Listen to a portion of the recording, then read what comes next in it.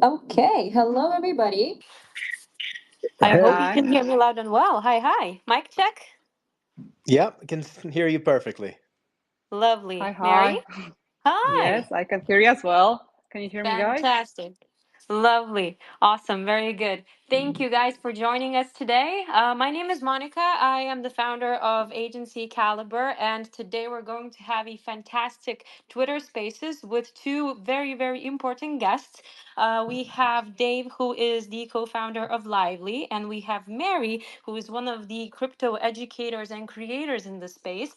And we're going to dig deep today into how the creators, how do they work in this space, what kind of content is there to find, what is how is basically the lifestyle, let's say, of a creator, how does it look like, and whom better to tell us that story, that inside information, than two people that are working directly themselves in all of this, hands on a daily basis.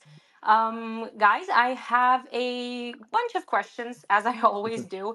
Whenever I start these spaces, I prep myself ahead, I do some homework, and I'd like to, of course, ask you to do a small intro before we dig into those questions. So, Dave, Mary, could you do us, the audience, a small intro of who you are, who do you represent today, and what do you do in the space?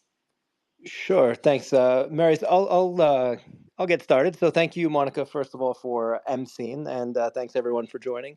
Looking forward to seeing more people join. And just to give a little overview, I'm the co-founder of Lively, which is a social monetization platform. I like to say we are not social media. We're really designed to help people think more entrepreneurial.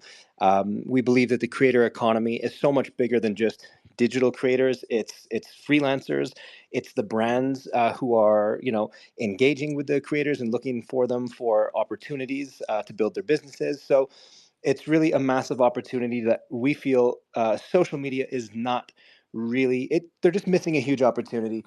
And of course, we feel like SocialFi, the tokenization element and enabling crypto payments, is really game changing for this space. And it just hasn't been done in a way that is appealing to the mass market, and we're here to change that. So yeah, that's my intro, and I'll pass it over to Mary's because she is a creator on Lively that we're really excited to have on board. And Don't she's just, spoil it. oh, all right. You know what? Then you take it away. Go ahead. Yeah, like you'll take all my intro line. All right. Um, Hi guys. As David mentioned, I'm Maria Frakowiak. I'm based in Dubai, and I'm the marketer in the Web3 space, working as an advisor with multiple Web3 projects. But I'm also a crypto content creator, publishing on Lively platform as well. Great to have you here, Marys. Yes, thank you so much for joining us, both of you. I highly appreciate you taking the time today because I know how valuable it is. You two very very busy people, and I like I said, I have a couple of questions prepared. Dave already knows from the previous space. I once aspired to be a creator, an influencer myself. So for today's topic is going to be super interesting for me with all these tips and tricks of how it's actually done. As I used to think that it's super easy. Didn't pan out that way. Let's yeah. Let's start from We a all thought broad so. angle.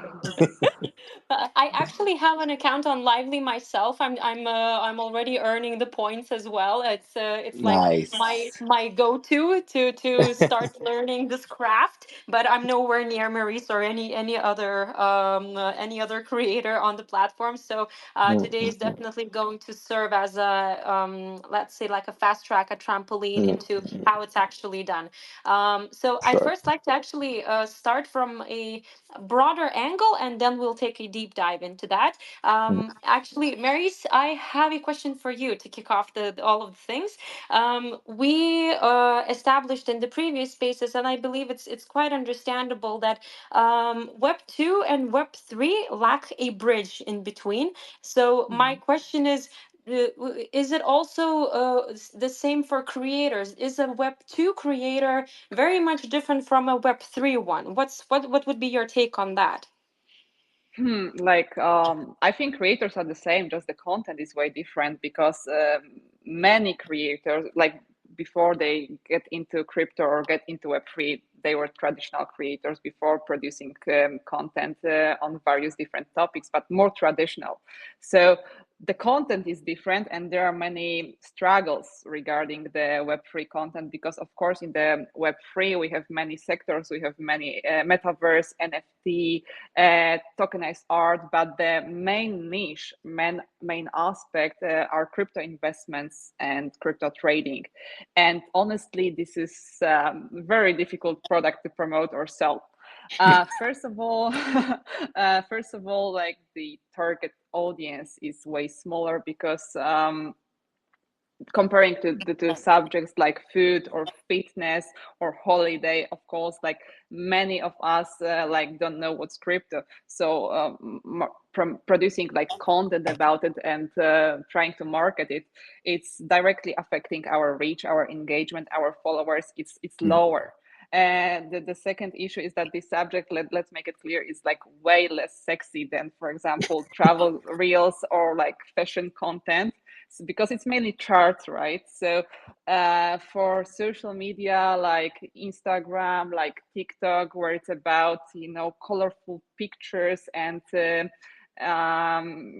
creating like illusion of like perfect life, perfect holidays, perfect outfits, this subject just like it's hard to fit it in these frames. And lastly, like I think we struggle with a lot of legal barriers, and trying not to fall into the trap of financial advices, which is kind of like, which is forbidden without any license. So you need to be really careful what you say, and not to provide any financial advice, and still to produce educational content about financial assets. And like I would like the cherry on the top is that most of the social platforms, I think here is like the big strength of Lively, but most of the social platforms block crypto content. So every time you use the word crypto, investment, Bitcoin, your content is not, I would say, shadow banned, but it's not officially promoted by the platform. Very often it's taken down. And even if you like just, you don't promote any like crypto purchases, you just, use the educational context, or like you are sharing some information about the like news inside the industry, this content can be easily taken down by the platform. So I think we face many struggles because we try to onboard more and more people into Web3 space, but there are like a lot of barriers in front of us. So yeah, I think that's the main struggle right now. Dave, anything to add on top? Well, it's funny. When I was listening to that, I was just thinking, like, yes, this struggle is very real, and myself sitting on, I'm kind of in between two worlds, right? So we're creating a platform that has mass appeal, and exactly like Mary said, is like it's very niche, crypto. Like if I want to dive into the crypto space, there's very specific creators and there's very specific places that I, as a retail investor, will look. But I can imagine, like, the average person who hasn't put their foot in the door of Web3, once they do see that content, there's just like no appeal to them because it's such a far leap from what they're used to. It's very technical, and it's not well shared. Like Mary said, it's not maybe shadow banned, but it is harder to hit that algorithm and promote it, right? So, Yeah. I think there's just such a huge opportunity for Web2 users to move into the crypto space, but there's such a divisive nature right now that it's like you have to go to two completely different ecosystems to get that content. And technically, there's nothing wrong with that, but it certainly isn't flowing and it certainly isn't harmonious right now. And I understand. I mean, look, crypto space. Let's all be honest. Everyone on this call, we know there's been a lot of scams. There's a lot of shilling. There's a lot of. It's hard to know who to trust. So that's the other, I guess, challenge is for the average person who doesn't have the know-how or hasn't done the due diligence. It's like, oh man, I want to get into the space, but I don't know who to trust, right? Like everyone kind of sounds like they're selling Yeah. something that's too good to be true. So it really, again, I'm putting myself in the shoes of a, let's call them a Web 2 user, like your typical Instagram users, your typical YouTubers, your typical TikTokers. It's just a very intimidating space. So I guess it's either up to the creators in Web3 to target that specific niche, but that's also hard because you don't want to be targeting, you don't know who you're targeting almost, right? If you want to become like a beginner, like crypto teacher, that's cool, that's great, but it's just not really going to fly on most platforms. You're still going to have to appeal to the You're to the to the exposing crypto. all my problems right now. So sorry. Yeah, but so I can't wait to hear from your perspective, but like you said, like I'm so excited at Lively's opportunity that we're going to be a platform. I mean, we're introducing a token into a very familiar Web 2 experience. We're not a DApp, right? We're not built on decentralized blockchain technology. We're built on cloud. However, we've implemented a token into that. So I think that we're solving a problem that is going to appeal. And we're already noticing like our Web 2 users that are collecting points. By the way, I'm getting so many messages and emails like, what are these points? And okay, hold on, can you explain a token to me? Like, this is cryptocurrency, right? Is it Bitcoin? And I'm like, holy shit, we have a lot to educate, like, but it's exciting because they're interacting with it for the first time. But I'll tell you, everyone who's online, not everyone, but 90% of people who are interacting with the token and the points right now, I should say, because it's not an on-chain token yet, they would have never, or it would have taken them years to jump over to the crypto space. And that's where I feel like where our biggest opportunity is like, well, we didn't expect the Web 2 users to like jump into the Web 3 world. We actually brought the Web 3 world to the Web 2 users in a very seamless way. So I think that is going to be a massive opportunity for us to convert those who weren't in crypto before in a much more confidence inspiring and smooth way. So yeah, I hear you, Marys, with all those challenges. And I think it's up to, I think it really is comes down to the platforms. It's up to the builders to create experiences that aren't so divisive. And it's like, you're either Web 2 or you're Web 3. Well, why can't we, share users, and why can't we appeal to everyone? I guess it really is up to the builders. Fantastic. I'm already seeing a series of Twitter AMAs with this educational topics about what's a token, why do you need Mhm. to even bother about it, how do you convert points to one. So I'm already Yeah, seeing content being produced in that regard. But actually, you guys I've have just texted. I've just texted David. How about Lively Academy? So we are actually, all yeah. having. Yeah. Yeah, yeah. So Well, so Mary, that's why I want you on board. That's why I'm getting like I need you to be our Lively Academy. Like we I want people like yourself. We want, I mean, anyone on this call. Like we want crypto educators to come to Lively and say, "Hey, like now this is your opportunity to speak to a completely different crew. This is like the newbies who need that hand holding." So anyway, I'm not going to steal your I'm not going to steal your part, Maris, because you have a lot more experience in this. Because I actually downloaded your ebook, and I like I consider, no, guys, like look, I consider myself new to this space. Like, yes, I I remember my first crypto investment was Ripple way back. I bought it at 19 cents, and within like 3 months, it jumped up to like $2.80, and I'm like, holy shit, crypto's amazing. I'm like, this is incredible. And then of course I held on to it too long. I lost everything. But like I'm not, I'm an e-commerce specialist, right? Like that's my wheelhouse. But looking at all of these opportunities, I'm thinking, my goodness, we really need the educators. So yeah, Marius, over to you. no, actually, like I'll pass it to Monica. I think like we are kindly destroying the schedule. So, um, Nah, it's all good. You're actually tapping into my questions one by one, so it's doing me a service. But yeah, we started touching a really important question about specifically about creators and getting them into Web3, or as you, Dave, have said, we brought Web3 to Web2. So that's a really nice way of putting it. But as I mentioned in the very beginning, and I believe a lot of people have this misconception about what a creator actually is and how the routine in a way looks like. So I wanted to ask, like, what does it actually take to be a creator, Maurice? Like, does make it look easy, like it's done in a day. You don't really need to put much effort. You have a phone, you make a selfie or a video, a reel, and you just post it, say whatever you like, and people follow you and like you. But could you, like, open the curtain for us and help us understand a little bit more, like planning wise, equipment and all? What does it actually take to be a creator? Well, that's all yours, Marius. Um, yeah. Well, I wouldn't consider myself an expert, but the good thing is that I attend many courses of really like these mass influencers. So I went through many online courses. I went through many ebooks. I tried myself, so I can share the knowledge based on my and their experience. I think that's more conscious. So I guess it will take you like 3 to 5 years of work, like consistent work on a regular basis, is posting almost every day, at least a few times a week. Depending on the industry, it may take a bit less or a bit more time.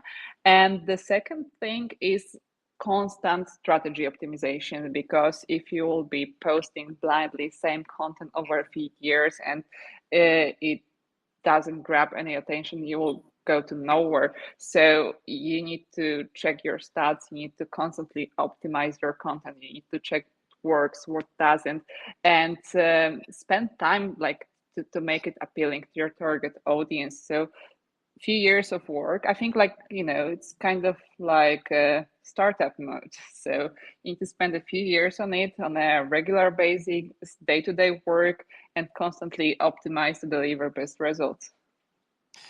Would Yeah, I'm you? gonna. Yeah, Oh, sorry, go on, sorry. Dave. No, I'm just gonna jump in there because that's really well said. Because I mean, being a creator, look, there's different categories of creators, right? There's those who are trying to build up into like an influencer, and that literally is a business, like you said, Mary, so perfectly, like a startup. Like you really have to think, like, forget like overnight fame. Hitting it big within, like, 4 months of, like, yes, it happens, right? It can happen, but like most startups, there's an adaptation and then like a velocity process, and you just have to stick with it, and you have to really like believe in the end vision, or else you'll quit before you get there. So I do love that. I think creators really need to think of themselves as businesses. uh, the other aspect to that is that not all creators want to become influencers, and I Yeah, do say that I've actually asked a lot of, like, to build Lively, we did a lot of validation, right? We really wanted to understand what the pain points of the like creators were, and then we came to realize that there's like the creators that want to become influencers. Great, that's very clear, the trajectory to what you need to do. Then there's those who have great services that just want to build up like a an audience so that they can have a user base, right? And they hmm, might have a crushing business, like a seven figures business, 6 figures a month business with only 2 to 5 thousand followers. If those followers are super engaged in the product that they're selling or in the service that they're selling, they can do really well with a relatively small audience, which wouldn't put you in the category of an influencer. So there's really different exactly. traits. Yeah. So, anyways, that I just think is a really important distinction, because there's a huge opportunity for those who say, you know what, I just want to use my digital presence to build an audience, but I don't need to build that into such a huge mass that I become an influencer. I just want to sell my services and I want to build a community. Or, for example, like you want to use your social media as a source for leads, because, as you said, like we mistake this, like, exactly, influencer, content creator, and personal brand. Like, if these three terms are mutual or not, because we, in our mind, influencer is someone with millions of followers and this massive, massive audience. But on the other hand, like I always try to say that I try more to create a personal brand instead of like being an influencer. I never aim to be like this mass influencer. I think actually in a crypto space, it's only possible once you're like a trader and you do live trading, like share signals and so on, then like you're able to collect the mass audience. If this is not your niche in this space, I don't think it's possible to go to millions.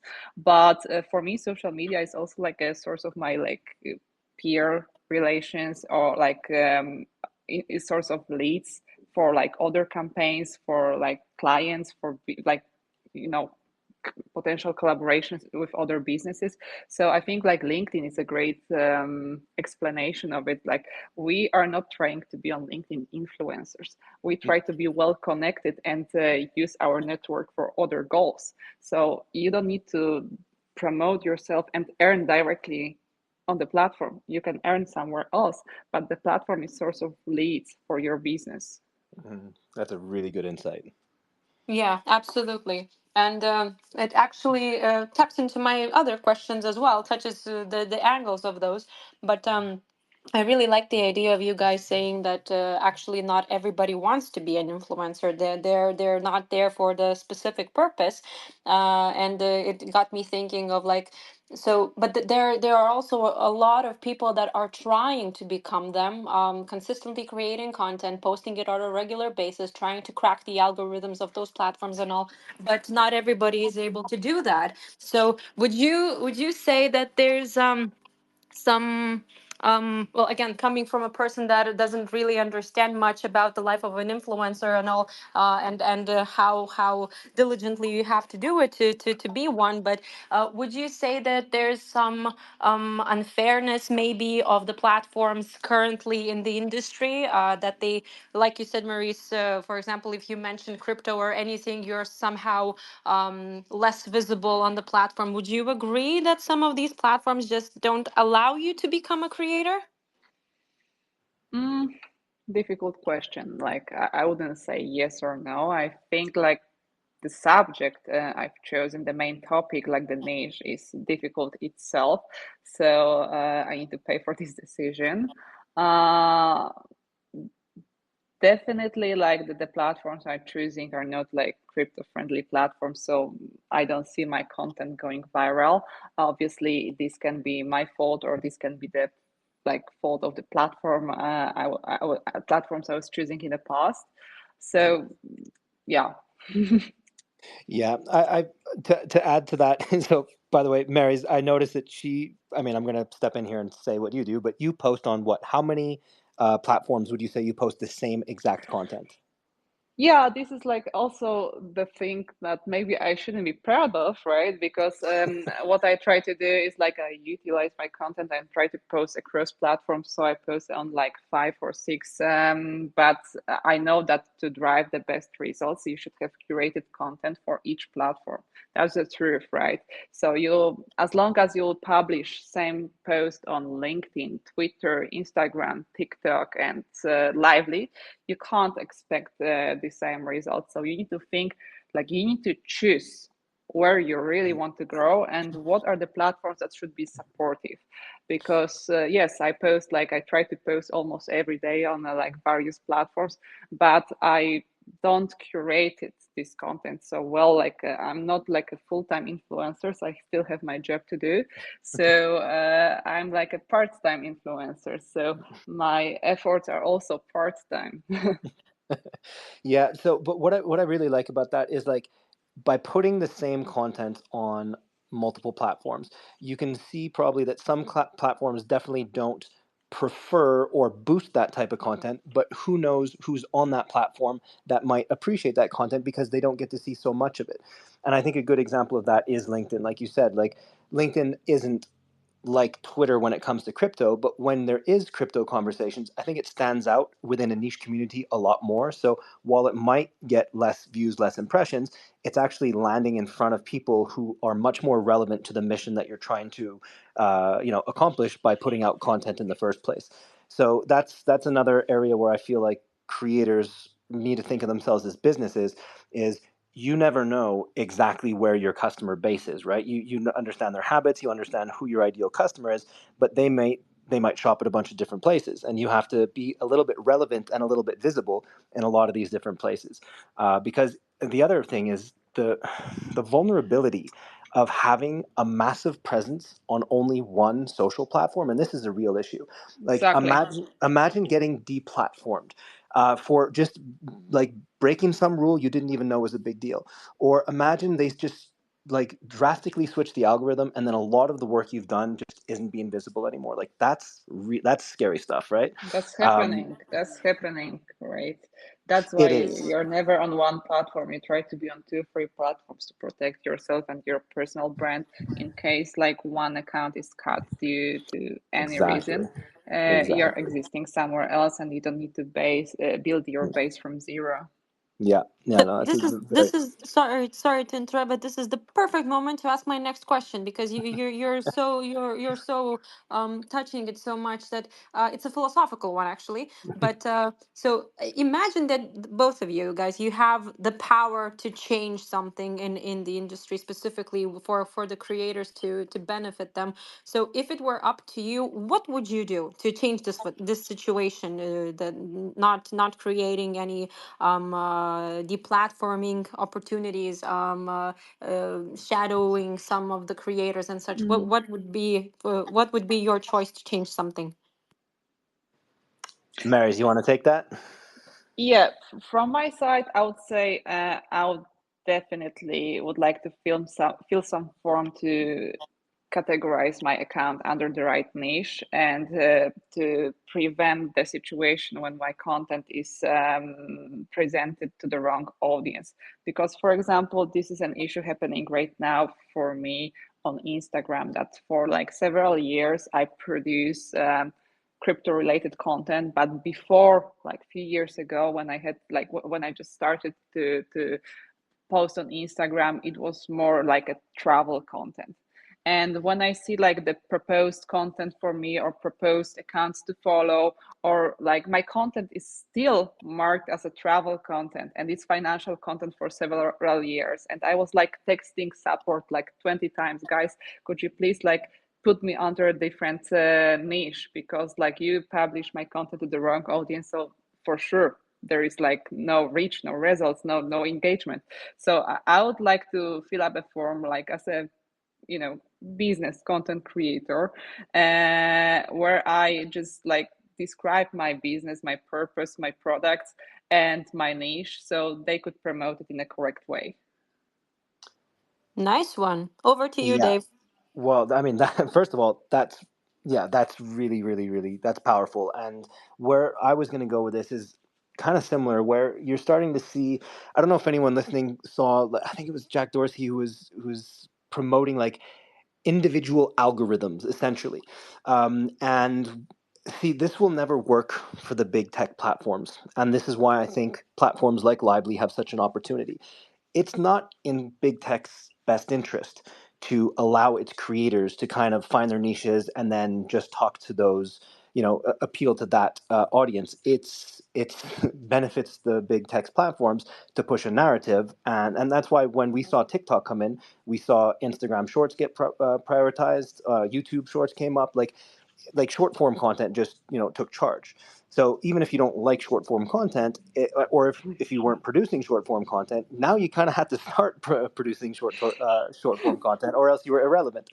So just like Mary said, is like, and Lively is taking this direction, is more personal curation. Like a creator should have that power to go into a platform. Let's take Lively for example, and say, okay, this is the content that I produce. And we're introducing this, by the way, with content. We call it content tagging and sorting. Is like the creator tags what content they produce, what genre it falls under, and they categorize it as best as they can. And then we let our users, when they come to Lively, essentially choose their own algorithm where they say, okay, well, what do I want to see? Like, for example, I would like to see, Awesome. I'm not so into sports, I'm not so into politics, I'm not so into watching like war or like car crashes or whatever. Like, not for me. Okay, show me X, Y, and Z. And Lively as a platform will only show you that content. Now, this is exploratory, right? Because algorithms are tough. Ultimately, you can't make it perfect for everyone. And as a business, you have to also maybe add in some advertising, and that has to be relevant as well. But the point is more personal curation. I do believe that creators need to be able to list and say, this is the type of content that I produce. And I would expect as a creator for that platform to show my content to people who have shown interest or who have specifically tagged, yes, show me more of this, show me more of that. So I think that is the future for platforms that are receptive and open to that and saying, okay, creator, what type of content do you create? Perfect. Logged, noted. Now we know what you do. All right, Exactly. users, what kind of content do you want to see? Okay, perfect. Noted. We know what you want to see. We're going to show you that. And then your experience, your browsing experience becomes, as a user, becomes so much more fulfilling because you're like, oh, this is all the stuff I want to see. Amazing. And then for the creators, they're getting in front of like less time wasters and more people who have actually selected, yes, show me that. So I really do think that's the future. Nice. I love both of your input, and actually, what Marisa said, apparently Lively is already solving. So really cool synergy between you guys. It was And not pre-scripted, guys.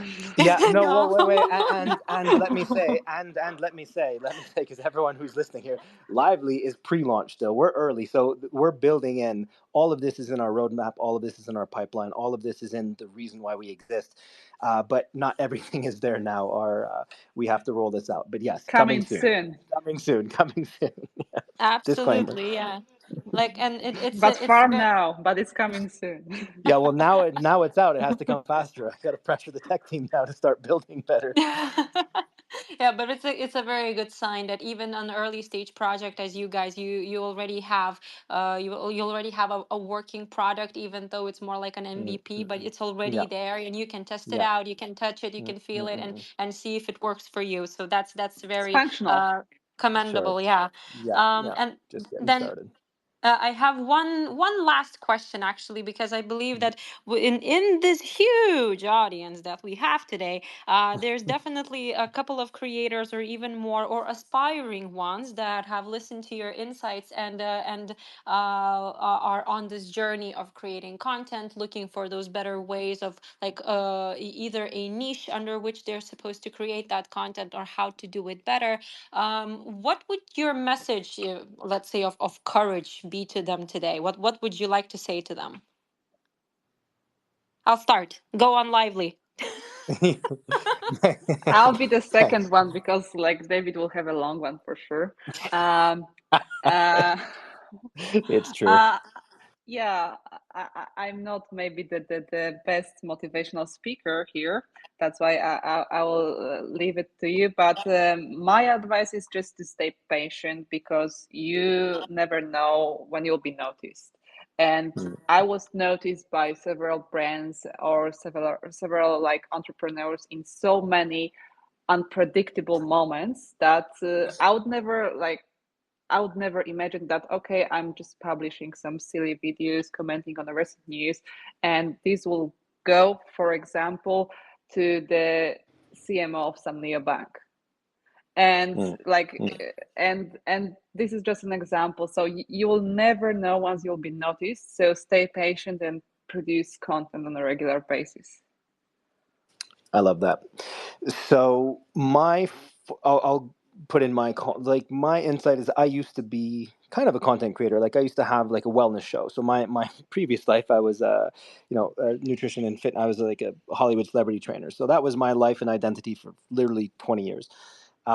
And I always thought that I had to create like long form, high production quality videos that were just kind of visually perfect. And then I got to realize that yes, there's a niche for that, but it makes content creation so hard, and you're probably going to burn out. So for me, it's just make it simple. If you want to just create content and put it out there, don't worry about the production value. If it's a clear and valuable message, just put it out there. It doesn't matter if it's text, doesn't matter if it's blogs, doesn't matter if it's video, whatever way you can express yourself and get content out, do it because that's the right one for you. Lovely. Thank you so much for all these insights, for the motivational tips. This is actually us wrapping up the spaces with all of these valuable insights with this cherry on top, if I may, that being a creator and well, the one that has aspired to be one once, I can definitely say that I heard a lot of things that do bring out the thoughts again that actually sharing it, being a creator and in some cases turning into an influencer is actually based on your content that you create, that you want to add value to other people, to the audiences that actually notice you. As you, Maurice, expressed yourself, noticing is a very good word in this case.